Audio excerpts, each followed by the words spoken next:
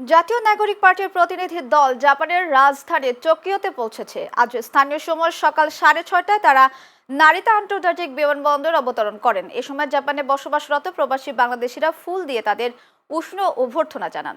এনসিপির যুগ্ম মুখ্য সমন্বয়ক ও মিডিয়া সেল সদস্য মাহবুব আলম স্বাক্ষরিত এক সংবাদ বিজ্ঞপ্তিতে এ তথ্য জানানো হয়। এর আগে বৃহস্পতিবার দুপুর 1:30টার ফ্লাইটে প্রতিনিধি দলটি ঢাকার শাহজালাল আন্তর্জাতিক বিমানবন্দর থেকে জাপানের উদ্দেশ্যে রওনা হয়।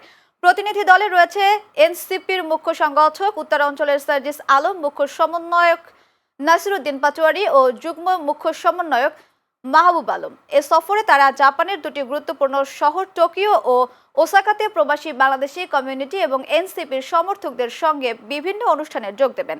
এছাড়া জাপানে অবস্থিত বাংলাদেশ দূতাবাসের রাষ্ট্রদূতের সঙ্গে সাক্ষাৎ করে প্রবাসীদের সমস্যা ও সম্ভাবনা নিয়ে আলোচনা করবেন।